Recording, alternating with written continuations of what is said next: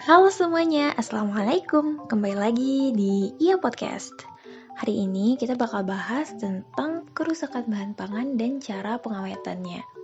Nah, kalian pernah nggak sih mengalami kerusakan pada makanan? Contohnya, teksturnya yang berubah dari awalnya keras menjadi lunak, seperti pada kentang, wortel, atau justru dari lunak menjadi keras, contohnya pada tepung. Atau juga bisa jadi rasanya yang berubah, aromanya yang berubah, dan lain-lain. Nah, hal ini disebabkan oleh beberapa hal. Yang pertama, pertumbuhan dan aktivitas mikroba. Yang kedua, aktivitas enzim yang terdapat di dalam bahan pangan. Yang ketiga, aktivitas serangga, parasit, dan binatang pengerat. Yang keempat, kandungan air dalam bahan pangan. Yang kelima, suhu. Yang keenam, udara atau oksigen. Yang ketujuh, sinar. Dan yang kedelapan, penyimpanan.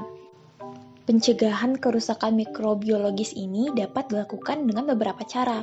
Yang pertama bisa dengan mengurangi kontaminasinya atau dengan mengurangi pertumbuhan mikroba melalui dengan mengganggu lingkungan hidup mikroba tersebut atau justru dengan membunuh mikroba tersebut secara penuh atau sebagian.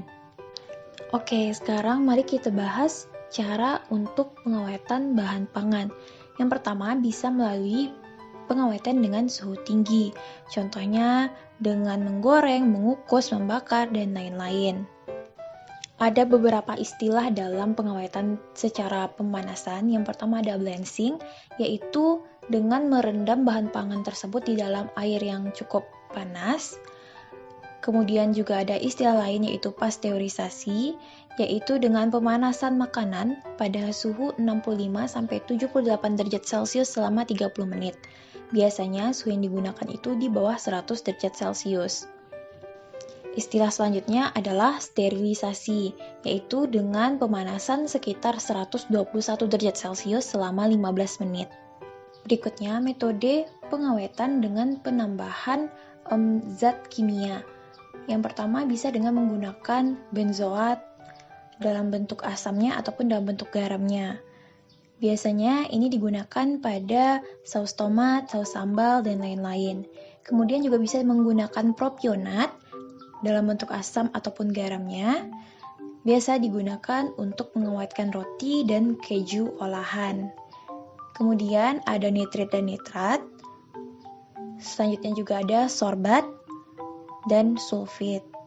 Metode pengawetan yang selanjutnya adalah dengan pengeringan atau dehidrasi, yaitu untuk mengeluarkan atau menghilangkan sebagian air dari suatu bahan pangan dengan cara menguapkan sebagian besar air yang terkandung dalam bahan pangan tersebut menggunakan energi panas. Tujuannya untuk mengurangi resiko kerusakan oleh mikroba dan enzim-enzim. Dan metode yang terakhir adalah dengan pendinginan. Oke, sekian dulu buat hari ini. Makasih buat kalian udah dengerin dari awal sampai akhir. As always, never stop learning. Let's learn and grow together at least one step forward and let's make our journey here. Goodbye my friends. Assalamualaikum.